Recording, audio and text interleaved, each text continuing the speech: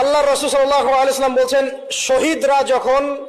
শহীদদের আত্মা যখন আল্লাহর কাছে পৌঁছায়, আল্লাহ রাব্বুল আলামিন সেই আত্মাগুলোকে সবুজ রঙের কিছু পাখির মধ্যে প্রদান করেন এবং সেই পাখিগুলো আরশের নিচে লণ্ঠন আছে এখানে বসে থাকে এবং তারা জান্নাতের যে কোনো জায়গায় যায়, ঘুরে খাবার খায়, আবার ফিরে আসে। আল্লাহ পাক তাদেরকে বলেন যে তোমরা কি চাও, তোমরা কি চাও? শহীদরা কিচ্ছু বলতে পারে না, কি চাইবো? আল্লাহ এত নিয়ামত দিয়েছেন, কি চাইবো? যখন আল্লাহ বারংবার প্রশ্ন করতে থাকেন, তোমরা কি আর কিছু চাও, তোমরা কি আর কিছু চাও, তোমরা কি আর কিছু চাও, তখন শহীদদের শেষে বুঝে যে আমাদের কিছু না কিছু তো বলতে হবে এখন। তখন তারা বলে, হে আল্লাহ, আমরা আরো একবার পৃথিবীতে যেতে চাই এবং তোমার পথে জীবন দিয়ে আবার ফিরে আসতে চাই। আল্লাহ পাক বলেন, এই সুযোগ তো আর নেই, অতএব তোমাদের আর কিছু চাওয়ার নেই, তোমরা এখানেই থাকো।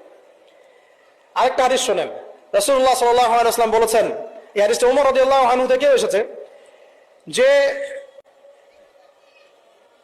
তোমরা যদি, হে মানব জাতি বা হে মুসলিমরা, তোমরা যদি আল্লাহর কুল করতে, ভরসা করার মতোই ভরসা করতে, আল্লাহ পাক তোমাদেরকে পাখিদেরকে যেমন করে রিজিক দেন, তোমাদেরকে ঠিক সেইভাবে রিজিক দিতেন। তোমরা কি লক্ষ্য করো না যে পাখিরা খালি পেটে বের হয়ে যায় বাসা থেকে সকালবেলা এবং সন্ধ্যাবেলা ভরা পেটে বাসায় ঢোকে? আপনাকে যে তিনটা হাদিস শোনালাম, এই তিনটা হাদিসে একটা শব্দ হচ্ছে কমন। শব্দটা কি?